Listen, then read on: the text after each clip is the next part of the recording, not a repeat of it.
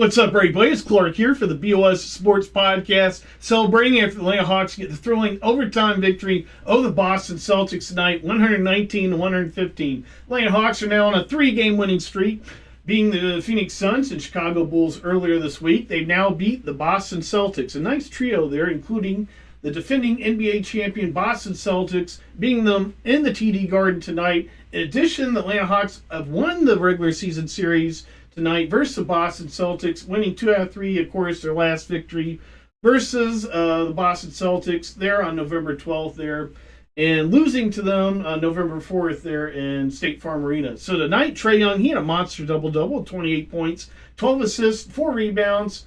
He shot 10 for 23 from field, good for 43.5%, 3 for 10, 5 for 5 for 3 throws. That was clutch. Dyson Daniels, he had 23 points, 1 steal, 4 assists, 4 rebounds, 11 for 12 shooting from the field. DeAndre Hunter, 16 points. Onyeka Okongwu, he had a monster double-double as well. 19 points, 13 rebounds, 5 offensive rebounds. Jalen Johnson, monster double-double, 14 points, 13 rebounds. As we saw 2 of the top power forwards in the league go at it tonight, and Jalen Johnson and Jason Tatum, and previously mentioned there on social media, since the Atlanta Hawks have won this regular season series, gonna have a little bit of saxophone here in the BOS Sports Podcast.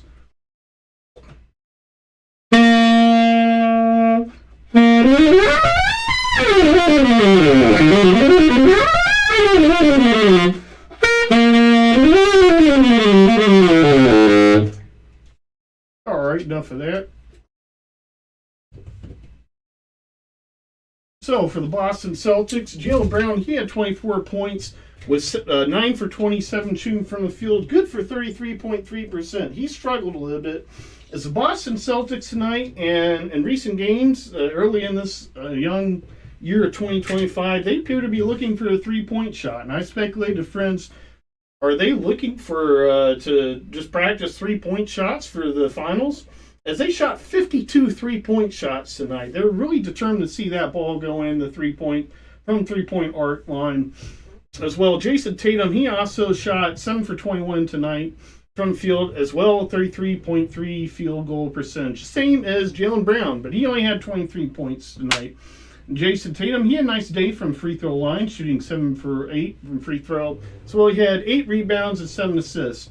Jaylen Brown, he was as well near triple-double, having 11 rebounds and 8 assists. Derek White as well had 21 points and 7 for 20 shooting and 5 for 16. Derek White took 16 of the Celtics' 52 three-point shots there in that game. Peyton Pritchard, he had 20 points as well, 7 for 12 field, as they had 5 scores and above 15 points, the Celtics did. They had a pretty nice day. And, of course, they had Kristaps Porzingis out, along with Al Horford, 2 of their key rotation players and their starting center. And their starting center when KP is out, Kristaps Porzingis, that is. As well, the Atlanta Hawks, they were without the number 1 draft pick from the 2024 NBA draft, Zachary Rizachet, as he sat his second straight game. Jalen Johnson, he came back to this game after missing 5 games. And Trae Young, DeAndre Hunter as well. They missed Wednesday's game, the thrilling Atlanta Hawks victory over the Chicago Bulls, which was a part of this nice 3-game winning streak we're on. Very nice times here for the Atlanta Hawks as well. The Sacramento Kings on Thursday night, they won another game. They're upticking. And Ryan Kalkbrenner, prospect, the Hawks have eyes on, being Creighton, and the same alma mater as the Atlanta Hawks assistant GM Kyle Korver, as well being projected around where the Atlanta Hawks picks from the Lakers and the Kings will potentially lie, being there in the late first round to early second round projection. But he's been playing good, and the Creighton, they won today over UConn. We'll get into that later in this episode. Ryan Kalkbrenner, he had a monster double-double as well. 16 points, 10 rebounds, and that's something we're going to look a little bit more at as Clint Capella, he struggled today, shooting 1 for 4 from the field. He was 0-4 in the first half, and he had 9 rebounds on the day. He finished the second half a little bit stronger. We'll get into that. And total coverage of this Hawks-Celtics game today And we'll do a little bit of commentary as well on where the Atlanta Hawks season is going and what trajectory they're potentially on after this nice 3-game winning streak. So the game starts off with a Jaylen Brown score with a 3 in transition there around the 11-minute mark, and Trey and Dyson answer back on the other end. 3-2, Celtics lead early. JJ then answers back, but Drew Holiday, he got the Celtics' second 3-point shot there at the 9-minute 52-second mark as the Celtics got the lead back 6-4. Dyson Daniels, he then fouled Jaylen Brown seconds later on a fast break dunk attempt. Jaylen Brown was a little bit shaken up. We'd see that happen again later in the game on a fast break. At the 9-minute 13-second mark, Dyson Daniels had a layup, but Jaylen Brown, he answered right back. 10-6, early Celtics lead by 9-minute mark of the first quarter. The Atlanta Hawks had a lot of turnovers early, and by the 8-minute 10-second mark, they already had 4 turnovers. Jaylen Brown, he already had 9 points as well, with the Boston lead 14-6 early 8-point lead there. JJ had an and one just seconds later at the 7-minute 39-second mark as he cut the Celtics lead to 5 points, 14-9 Celtics. Luke Cornett, he had a layup. Drew Holiday, he had a 3. Celtics went back up by 10, 19-9, just like that. Trae Young, he answered back with a bucket, 11-19 Celtics lead by 8. Cut back to single digits there. A lot of action in this game, a lot of action early.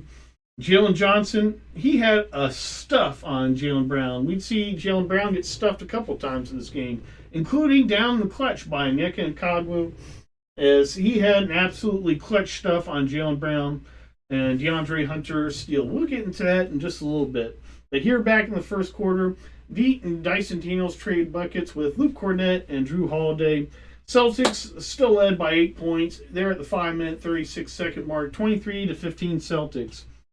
At the 4-minute 56-second mark, Dyson Daniels' third first quarter turnover.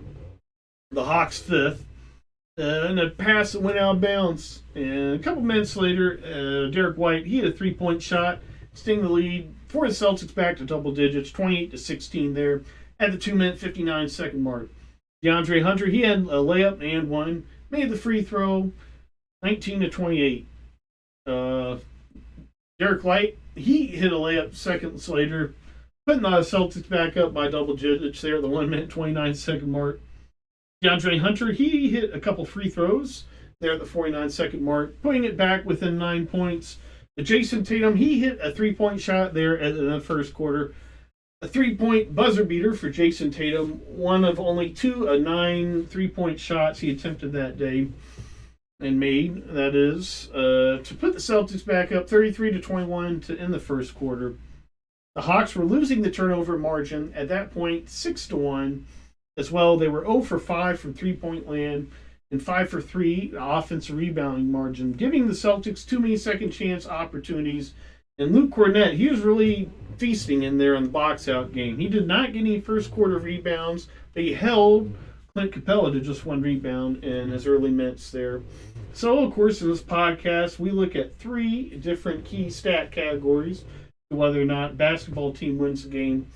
And the Hawks, they won 2 out of 3 of those. Oh, no, they won all 3 of those by the end of the game, as they outshot the Boston Celtics 43.3%, the Celtics 38.5%. They out-rebounded the Celtics 64-58, and by the end of the game, the turnover margin, oh no, the Hawks lost that still, 17-14. A little bit more just limiting the second chance points there. Offensive rebounding margin, although the Hawks won the rebounding margin 64-58, they lost the offensive rebounding margin 17-13. You cut down those second chance points, you cut down those turnovers. This game didn't have to go overtime. This should have been a Hawks victory there in regulation. But due to lapses and turnovers and unsuccessful battles there, boxing out for the rebound, get those defensive rebounds, and that's what let the Celtics take this game to overtime, have multiple double-digit leads. It was a game aforementioned where they were certainly determined to see that three ball fall as a attempted 52 3-point shots. It's a trend aforementioned we've seen the Celtics go after. So there to start the second quarter, it opened with a Larry Nance Jr. interview. And he echoed and mentioned the same thing just mentioned, that they're giving too many second chance opportunities to this reigning NBA champion Boston Celtics team. So the second quarter, it started with a quick 6-2 run there by the Hawks, pulling the Hawks within 8 points, back to single digits, 35-27. Celtics lead there at the 8-minute, 53-second mark. Onyeka Okongwu, he made the free throw line. Seconds later, made 1 2, putting the Hawks deficit back down by 7. So Luke Cornett, later at the 8-minute, 28-second mark, he had 7 rebounds there in that second quarter. 6 offensive, and one of them was at the 8-minute, 28-second mark. Again, winning that box-out game, and this time getting an offensive rebound out of it. And the seconds later, at the 7-minute, 38-second mark, Dyson Daniels, he had a 3. Hawks trail 31-37. Jaylen Brown, he answered with a layup on the other end at the 7-2-minute mark and his 11-point. We're going to pause here for station identification. This is the BOS Sports Podcast you're watching.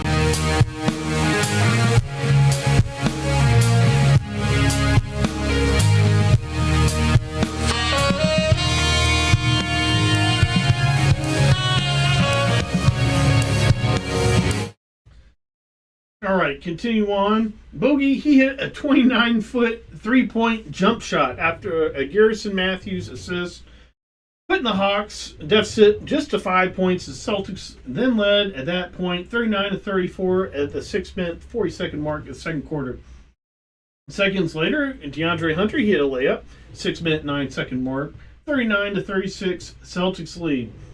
5-minute, 46-second mark, Dyson Daniels, he hit his 11th point of the game, as he had a nice 23 points, only second to Trae Young on the Hawks, who had the game high at 28 points.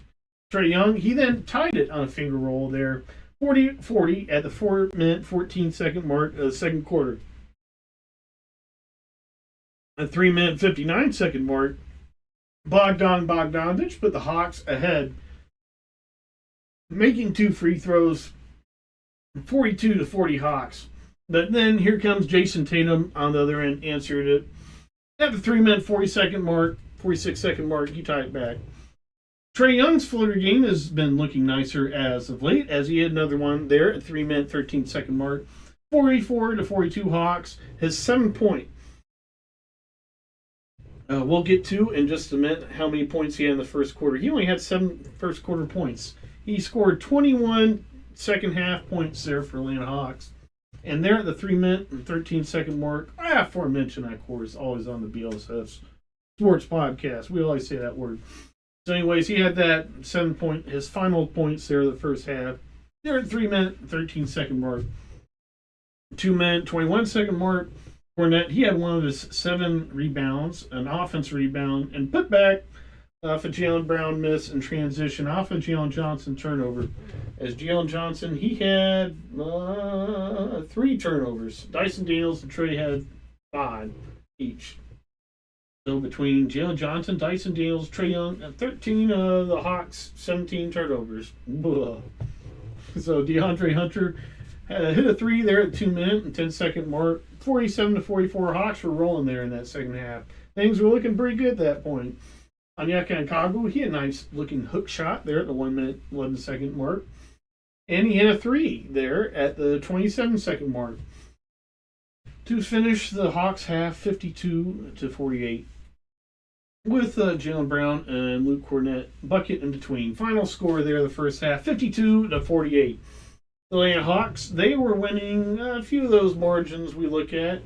They were winning the field goal percentage already, 46.3 to 35.3%. Slightly outshooting them from 3, 33.3% to the Celtics, 21.7%. The Boston Celtics, they had already attempted 23 3-point attempts. So in the second half, they outdid themselves, attempting 29. They were really determined to see that 3 haul And as I previously stated, as recent trend, they seem to be practicing 3-point shots more than trying to win games recently. Maybe a productive strategy in the playoffs. Of course, you can always shoot 3-point shots, in practice and off a rebounding machine. All those good things.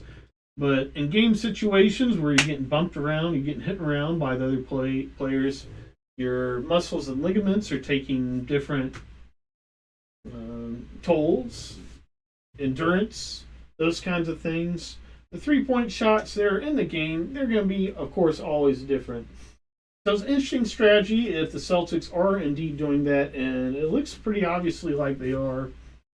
Of course, speculation. It'd be interesting to ask Joe Mazzulla that and see if the reporters for the Boston Celtics ask him, hey, is this Boston team just practicing 3-point shots in preparation for the playoffs?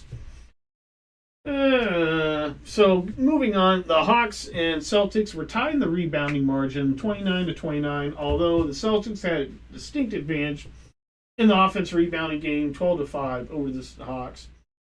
As well, the Hawks were losing the turnover margin, 10-7 over the Celtics. Just too many second chance opportunities there for the Celtics, as Larry Nance Jr. pointed out there in his interview. So the Hawks were lucky to be leading that game, losing those two categories. But they were playing persistent and smart offense, taking good shots as opposed to the Celtics looking for threes on the regular there. Onyeka Okongwu, he had 12 points, 5 rebounds first half, 4 for 5 shooting from field, 2 for 2 from 3-point land, as it's nice to see Onyeka Okongwu's 3-point shot come back. 2 for 4 from free throws. Trae Young, he had 7 of his 28 points first half, 2 blocks, including 1 on Jaylen Brown from 3-point line. 1 steal, 6 assists, 3 for 9 shooting from the field. Dyson Daniels, 11 points, 4 turnovers in that first half. Whoa. 5 for 6 shooting from the field, as he had a great day shooting from the field. 11 for 14 today. 78.6% shooting for Dyson Daniels today. He's just incredible. That floater he has there in the lane has just been money for Dyson Daniels. 1 for 1 shooting from 3-point land there for Dyson Daniels in the first half. DeAndre Hunter, 10 points, 3 for 5 shooting from field first half. 3 for 3 from free throw land. Clint Capella, 4 rebounds, 0 points.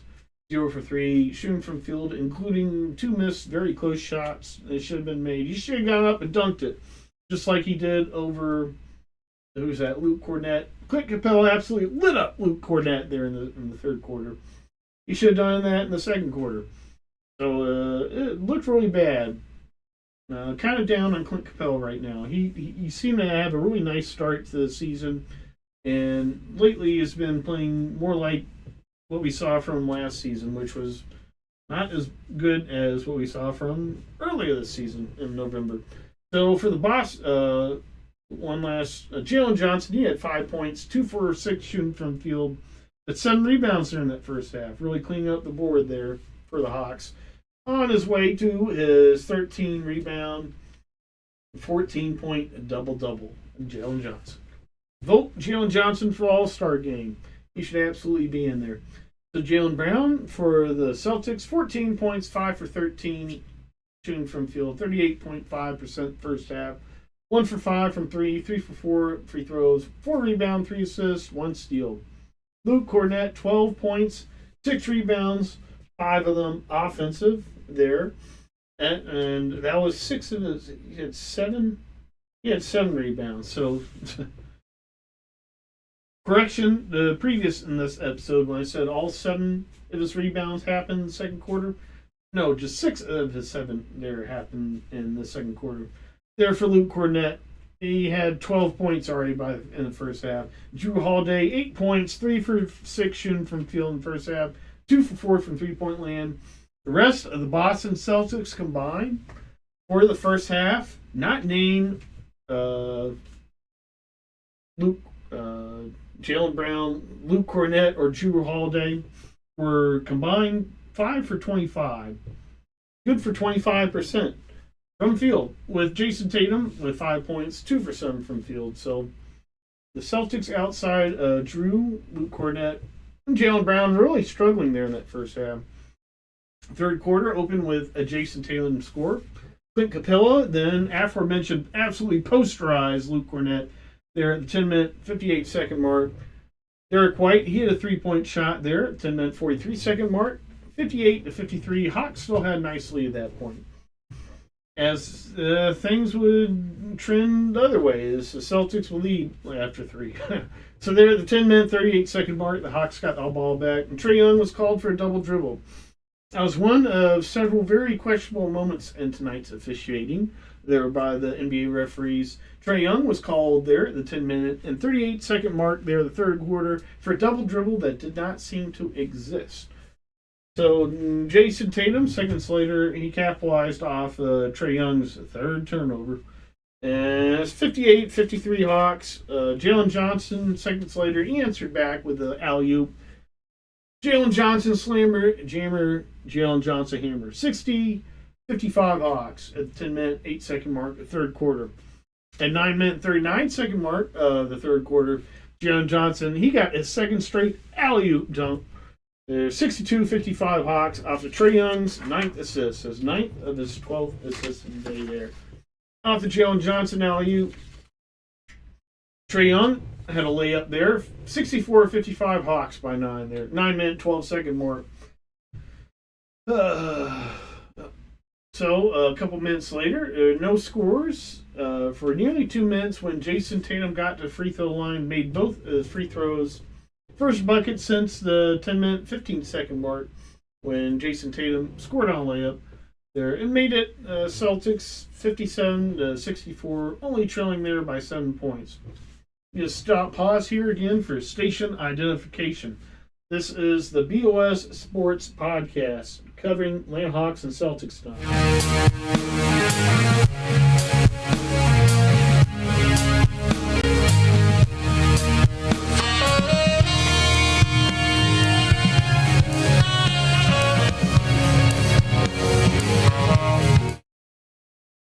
So moving on, Jason Tatum, he had a nice finger roll there at the 6-minute, 2-second mark.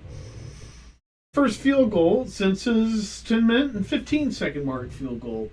Dyson Daniels, he had the answer there with his 15-point. The Hawks still led 66-60 at that point.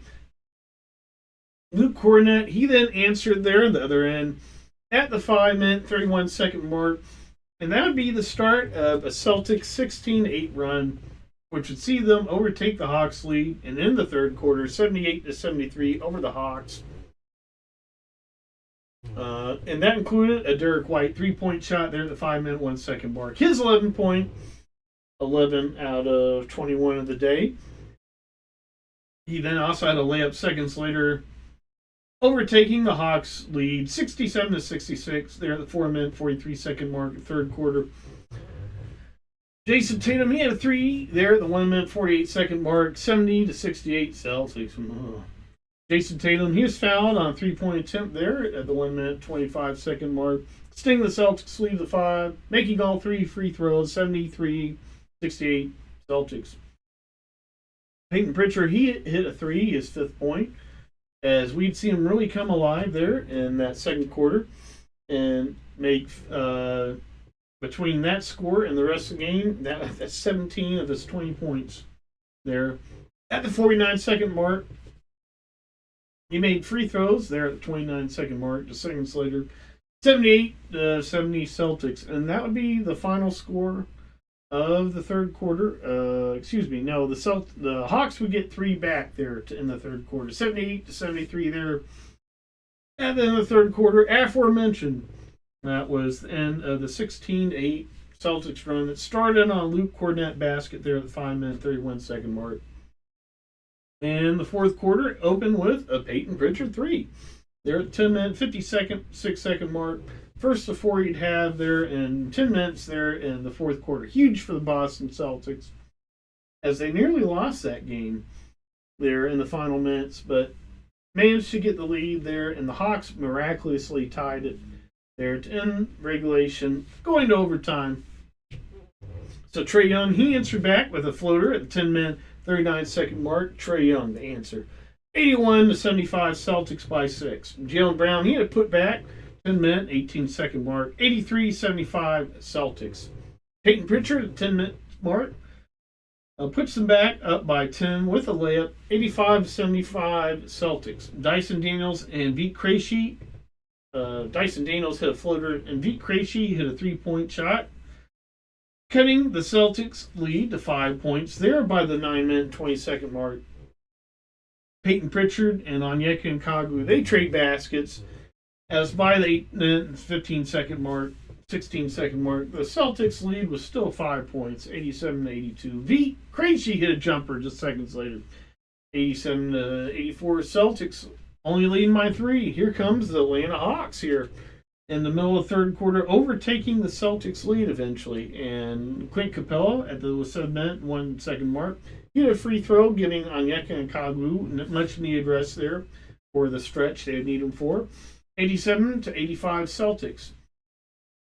6-minute, 46-second mark, Matthews hit 2 free throws, 87-87.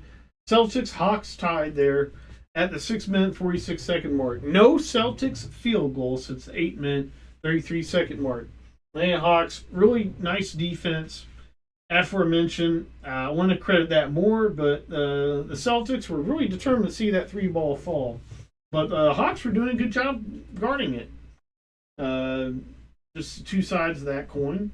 The 6-minute, 46-second mark, Garrison Matthews hit 2 free throws. I already said that. 6-minute, 24-second mark, Jaylen Brown hit a jumper, 89-87. Celtics back up by 2. And it was an and one for Jaylen Brown, as he was also fouled on the play and also hit the free throw, 90-87. Celtics lead. At the 5-minute, 52-second mark, Dyson Daniels hit a layup, came the Celtics lead back to 1.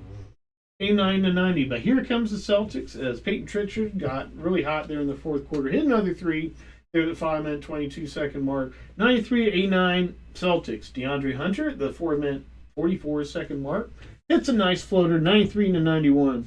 Peyton Pritchard answered back with, you guessed it, another 3-point shot, just under the 4-minute, 20-second mark. There at the 4-minute, 19-second mark, Celtics lead 96-91.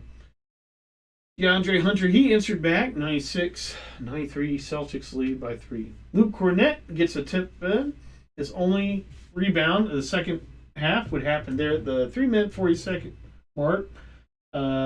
When he got the tip-in score, Celtics back up by 5, 98-93. The Atlanta Hawks got a timely timeout. Nice timeout, nice rotations here by Quinn Snyder tonight. Nothing to complain about, which is exactly what you want by a head coach. And hopefully Atlanta Braves and Brian Snitker learn from that this summer with their relief pitcher substitutions and things like that. So back to this Hawks game. Trae Young and Jalen Johnson return the game there at 3-minute, 39-second mark.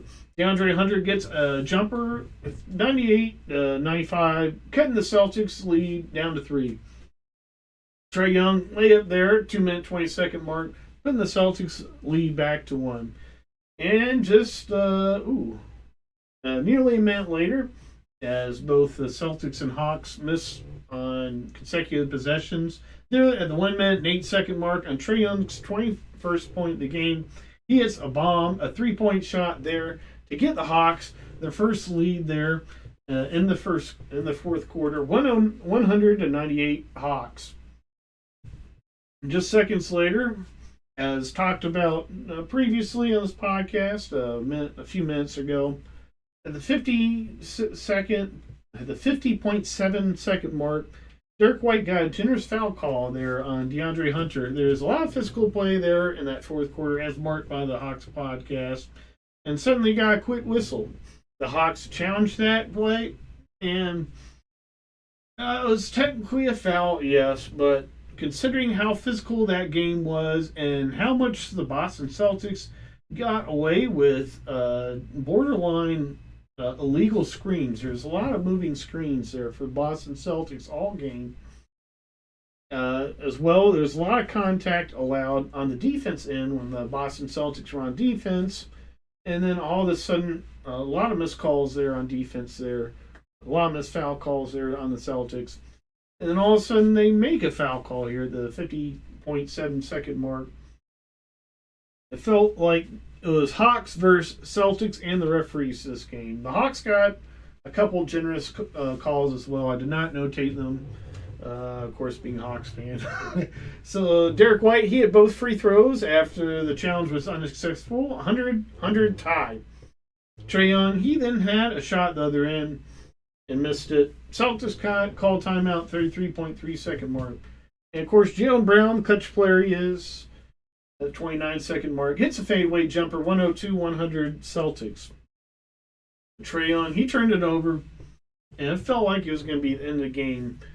And he picked up a technical foul after that as well, and that really felt like the end of the game. As the technical foul shot was made, it was 103-100 But and then the Celtics, they turned it over, and the Hawks got the ball back. But Trae Young, smart of the Boston Celtics, they started fouling Trae Young, not allowing him to even take a three-point shot. They fouled him at the 9-second mark, and just under the 8-second mark, he gets fouled at the 9.7-second mark, makes both free throws. As Trae Young, he's perfect at the line today, making several clutch free throws. We'll get into that in a minute. As he made 2 to tie the game. Jason Tatum at the 7.9-second mark was fouled by the Atlanta Hawks, and he only made 2. He missed one. Trae Young, he's fouled at the other end, makes 2 of 2. 104-104. Hawks, Celtics tied after regulation, going into overtime. One of the most exciting games I've seen in the NBA so far. So Jason Tatum missed the final shot of the game over Dyson Daniels. Nice defense always by Dyson Daniels. The Celtics going into this overtime were 2-1 in overtime games, and the Hawks were 1-1. And we flipped that script. Of course, the Hawks are now after night 2-1. Celtics are 500 in overtime games. Jalen Johnson, he got the scoring started in overtime with a basket there at the 4-minute 35-second mark, around there. 106-104 Hawks. At the 4-minute 6-second mark, Derek White hit another three-point shot. After another bogus foul called on DeAndre Hunter just minutes later, seconds earlier.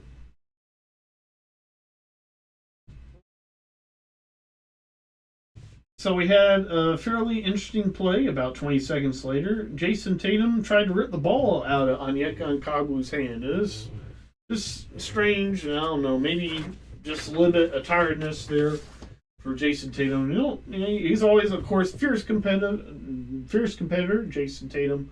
But you don't quite see him getting heated like that. It's kind of an odd situation. You don't see much people get heated with Onyeka Okongwu.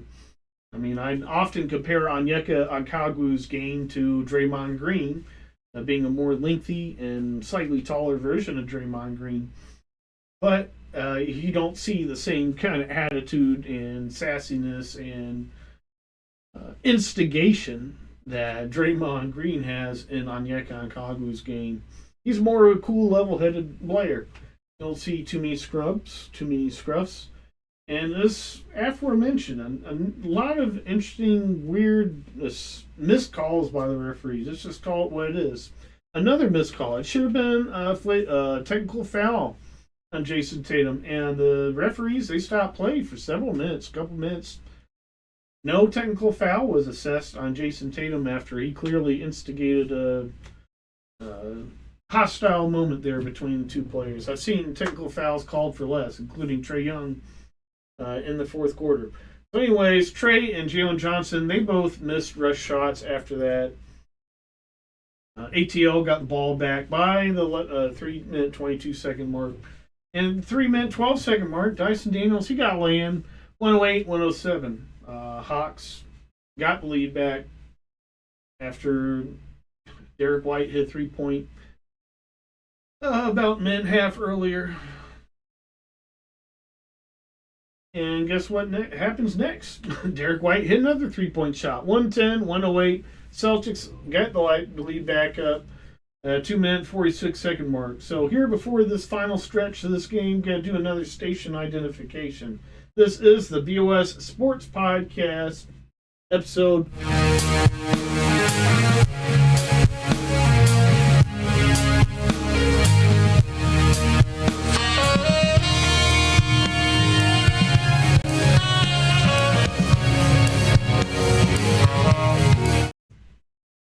So after Derek White's 3 at the 2-minute 46-second mark, putting the Celtics back up 110 to 108, Trae Young, he had an answer back with a 3-point shot of his own, 111 to 110 Hawks there at the 2-minute 35-second mark. Trae Young has just been absolutely clutch in late game situations, and especially in this game, making all free throws and 3-point shots as well.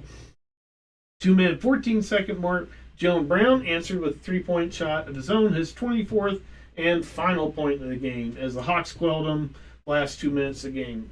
113 to 111, Celtics lead. But then here comes Onyeka Okongwu. Clutch play. One of his clutch plays there of overtime. Aforementioned, he had the stuff on Jaylen Brown there to end the game at the 28-second mark. And here at the 2-minute mark, Onyeka Okongwu, he had the and one, tying the game 113 over Jaylen Brown, and he made the free throw. 113. Hawks lead with 2 minutes to go. Dyson Daniels, he had a floater at the 1-minute 16-second mark, putting the Hawks lead, extending it to 3 points, 113 Hawks. Celtics had the answer, 115 Hawks. That would be the Celtics' final score. Trae Young, he had a little bit poor shot selection on a fadeaway 3 attempt. There's no movement. It was a poor offensive sled. The Celtics, they got a timeout there with 31 seconds and only down by 116, 115, and things were looking a bit scary. We all know how dangerous the Celtics team is in the clutch, especially Jaylen Brown, Jason Tatum, Drew Holiday, Derek White, the whole crew. But Onyeka Okongwu, he had the play of the game as he absolutely stuffed Jaylen Brown there at the 28-second mark. DeAndre Hunter, he got a steal seconds later, 22-second mark. The Hawks get a timeout there at the 19.2-second mark. In previous episodes, when the Hawks have trailed and have inbounded the ball in the back, I've previously criticized that, as that limits their offensive opportunities. But here, they were ahead and did the same thing. They inbounded the ball in the backcourt. Trae Young got it. And that allowed Trae Young to run off a few seconds off the clock. Peyton Pritchard nearly got a steal, but he ran off nearly 7 seconds, as Jalen Johnson did not get fouled until the 12.5-second mark. And he missed both free throws. That was bad. But Onyeka Okongwu, comparing him to Draymond Green earlier, just a minute earlier in this podcast, that's a Draymond Green kind of thing there. Gets the free throw after the miss, offensive rebound, and fouled. And that ices the game for the Atlanta Hawks, as at that point, the Hawks hit free throws and ended the final score 119 to 115 over the Boston Celtics. Clutch win, third in a row. They're going into Madison Square Garden, an absolute high. Hoping to have Zachary Rizachet back. Hoping that no one that was in this game is back out. Bogdanovic, he did take a hard foul there by Jaylen Brown. Another odd foul. I thought I mentioned that in my notes. I'm not sure if I did, but Jaylen Brown, he fouled Bogdanovic. That looked like a flagrant foul. They didn't even review it or anything. So looking ahead, next Wednesday game, playing versus the Pistons back at home. As the Hawks will play a couple games straight at home. They'll be playing the Pistons and the Raptors next week. I'll be at the game on Wednesday, so there'll be no BOS Sports Podcast on Wednesday. There'll be no BOS Sports Podcast on Monday. I hope everyone has a most reverent MLK holiday, a relaxing holiday, a peaceful holiday, a celebrating holiday. Watching the Atlanta Hawks play at 3 p.m. there in Madison Square Garden. Hopefully Trae Young is rolling the dice again, as they did in their quarterfinal victory, the last matchup versus the New York Knicks last month in December. So aforementioned, Creighton got a nice win over the UConn Huskies, snapping their 28 win streak. And why is that relevant to the Atlanta Hawks? Well, the Atlanta Hawks, they have the Lakers' first round draft pick. That's going to be somewhere between 15 to 25, probably. The Atlanta Hawks have the Kings' first round draft pick. Now, that's a conditional draft pick protected between selections 1 and 12. But the Kings have been a hot streak recently. Hopefully that continues. Hopefully they make the playoffs. Hawks have 2 first round picks between 15 and 25. That's pretty jelly. And they'll be looking at Creighton center Ryan Kalkbrenner, of course, is one Big East player, a defensive player of the year, 3 straight years. Now in his senior year, and tonight he had a double-double, 16 points, 10 rebounds, 5 for 11 shooting from field, 2 blocks, 1 assist, 3 steals, 6 for 6 free throws for Ryan Kalkbrenner in the clutch victory for Creighton over UConn, snapping the Huskies' 28-game win streak. That win streak lasted over 700 days. Impressive by the Creighton basketball team. Ryan Kalkbrenner was projected, last I looked at mock drafts last month, about a month ago, as being in the late first to early to mid-second round, and that's probably going up. I'd probably put him somewhere around the 20 projections right now. And so if the Hawks have those 2 draft picks, they might need them to trade up for Ryan Kalkbrenner. They also have a second round draft pick. They have the Wolves draft pick.